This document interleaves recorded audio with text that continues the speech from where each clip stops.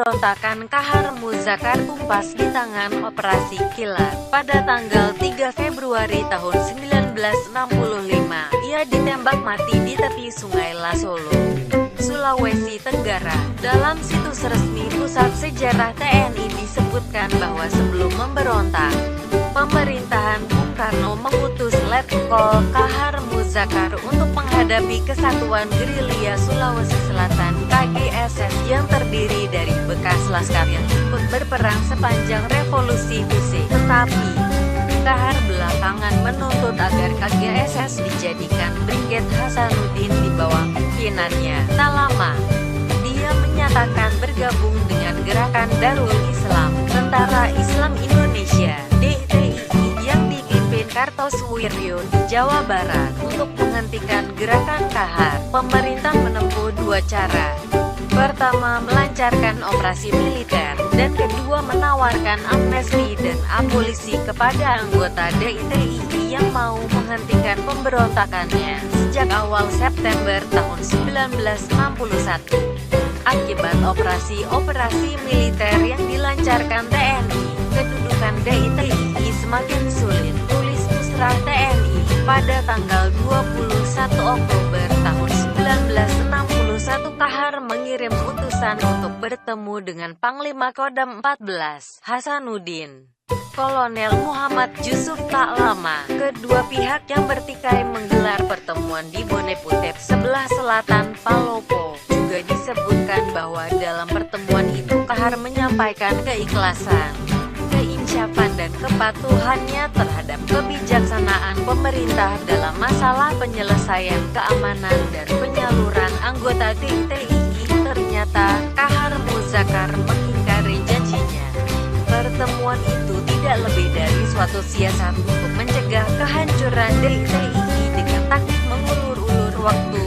Demikian Musrah TNI. Tetapi kabar lain yang beredar beberapa tahun terakhir mengatakan Kahar Muzakkar masih hidup. Benarkah? Walah adalah almarhum Muhammad Yusuf yang memegang kebenaran cerita ini. Jenderal Yusuf, bekas Panglima ABRI yang dikenal dekat dan menyayangi prajurit ini, adalah bekas ajudan Kahar di staf Komando Markas Auri Pangkalan X Yogyakarta.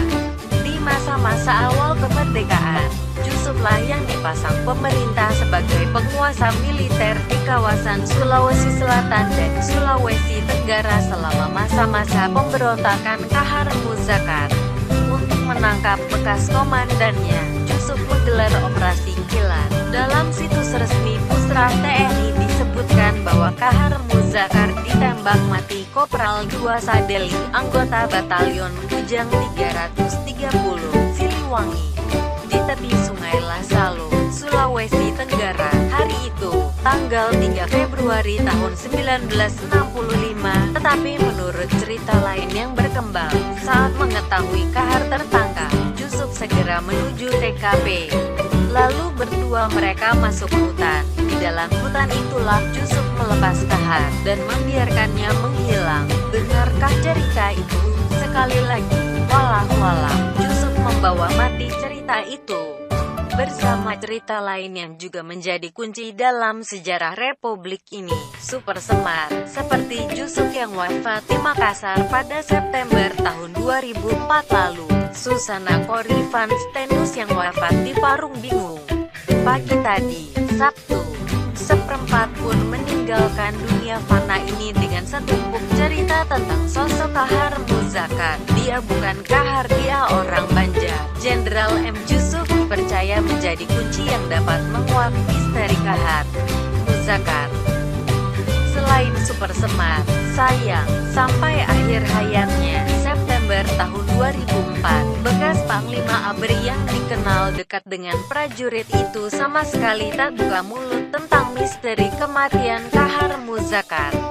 Juga tentang Super Semar, Kahar Muzakkar dan Jenderal Yusuf punya hubungan yang terbilang dekat. Dalam sebuah tulisan, wartawan senior Rosihan Anwar yang menjadi saksi banyak peristiwa sejarah di Republik ini menuliskan sebuah catatan. Pada akhir tahun 1945, seorang pemuda bangsawan Bugis usia 17 tahun naik perahu pinisi Makassar berlayar menuju Pulau Jawa dengan tujuan bergabung dengan pemuda pejuang untuk mempertahankan proklamasi kemerdekaan tanggal 17 Agustus terhadap serangan Belanda kolonial.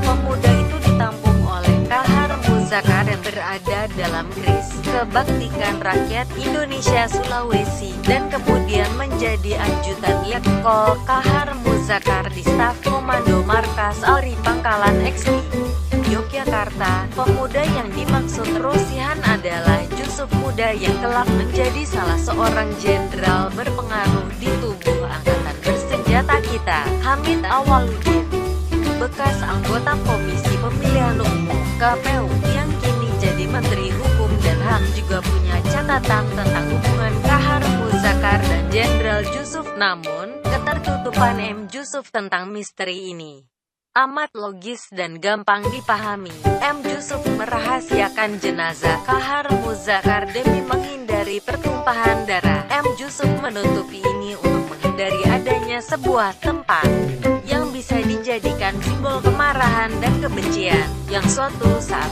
bisa memicu pelatu kemarahan bagi pengikut atau orang yang sepaham dengan Kahar Muzakar. Bagi M. Jusuf, nisan adalah simbol yang bisa jadi mitos, dan mitos bisa dijadikan jalan menuju apa saja. Menurut Hamid, kala itu, ketika pemerintah pusat melalui tangan Jenderal Jusuf berusaha menghentikan pemberontakan Kahar Muzakar, yang dikerahkan adalah pasukan dari Jawa. Banyak orang yang bertanya-tanya, mengapa Jusuf membiarkan orang yang satu suku dengan dirinya dihantam suku lain. Baginya, jika Kahar Muzakar digempur dengan pasukan lokal, persoalan bisa berlarut-larut sebab pasukan lokal yang ada pasti memiliki tali temali kekeluargaan dengan Kahar Muzakar atau pengikut dan pasukan Kahar Muzakar. Ikatan emosional seperti itu bisa memperpanjang agenda perang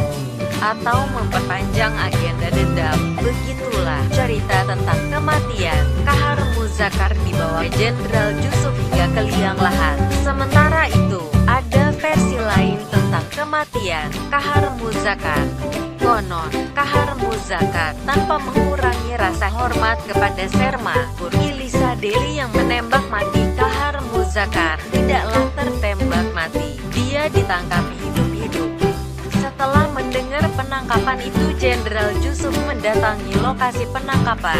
Dia dan Kahar yang pernah jadi atasannya kemudian masuk hutan. Di tengah hutan itulah Kahar dilepas dengan satu syarat: jangan pernah lagi menampakkan diri, anggaplah sudah mati. Cerita ini masyhur di kalangan orang yang merasa Kahar Muzakar masih hidup, antara lain orang-orang yang dekat dengan Syamsuri Abdul Majid yang meninggal dunia 2 pekan lalu. 5/8. Apakah benar Kahar Muzakar baru meninggal dunia Agustus tahun 2006, bukan Februari tahun 1965?